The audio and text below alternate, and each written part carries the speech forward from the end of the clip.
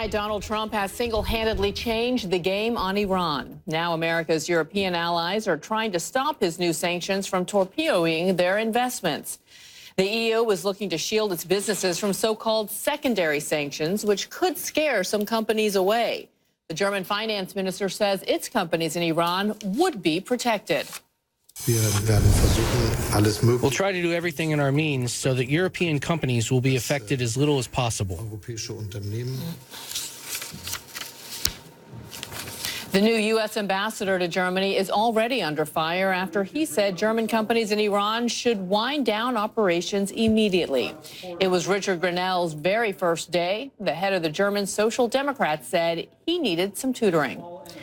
For now, European companies seem to be playing it safe. Daimler's new statement this morning is in keeping with what most firms are doing. It says we are closely monitoring the further developments after President Trump's announcement and will then evaluate the potential impact on our business.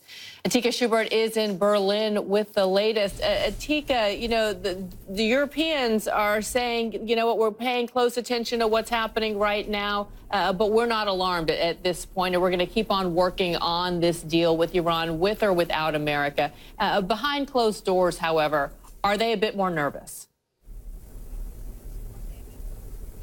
I think that's certainly the case. I mean, I spoke to Siemens yesterday when the news first broke, and they said, you know, they're going to try and assess what's happening. But when I pressed them on it, they said, listen, we need facts. You know, we need some sort of understanding of what the way is going forward.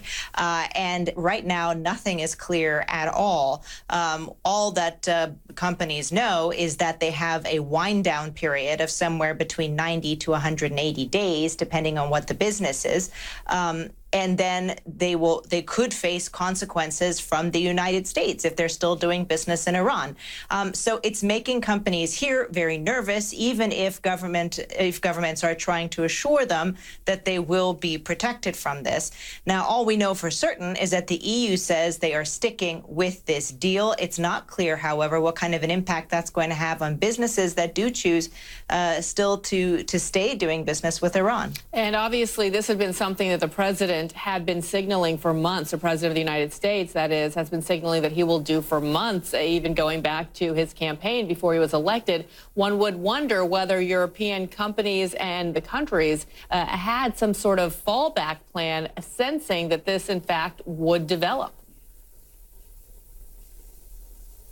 Well, I think it was certainly making people nervous here. But the fact that you saw Chancellor Merkel, President Macron making those trips out to Washington, D.C., and really pushing President Trump to keep in the deal, I think there was some perhaps expectation that there would be at least more of a grace period or a reprieve. Now, even if they've prepared for it, they realize the clock is ticking. And I think that's what makes people nervous when they start hearing that there are these, you know, wind down days, you know, and you hear the tweet from the U.S. ambassador to Germany, Richard Grenell, saying this better start immediately. That's the kind of language that tends to make businesses nervous. And it's not just, you know, one or two. We're talking about major businesses. Siemens, as you mentioned, Daimler, Volkswagen, Lufthansa, BASF. These are just some of the businesses we contacted today, all looking for guidance. And it does appear that the president would be steamrolling as far as European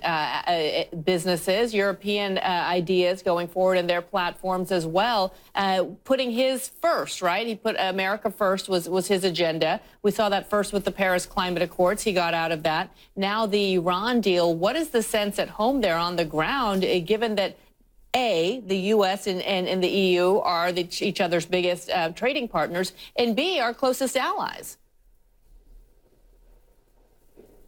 Yeah, I mean, the sense that ever since really President Trump won the election and was inaugurated is that Europe needs to step up to the plate more.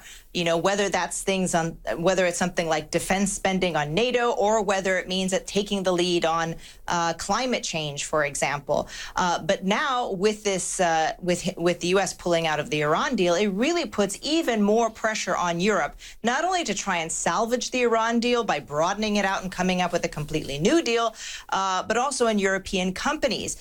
So they're the ones that are really feeling the pressure more than Iran at this point. But, you point out that this America First policy that President Trump has been putting forward, it's something that businesses are now taking into account. I mean, companies like BMW, for example, that have plants in the United States have really taken, feeling like they're taking a lot of criticism from the president, even though they have factories that are helping U.S. workers over there. So a lot of German companies and EU companies are now fighting back to say, hey, we need our interests protected too. Yeah, that's right. And one remembers, of course, what Angela Merkel said a few months ago in a speech, saying that we're basically on our own, that we can't necessarily rely on our closest ally in the U.S. The way we did before. So it will be interesting to see how this fallout from the U.S. pulling out of the deal impacts Europe as a whole. Tika, thank you so much for joining us.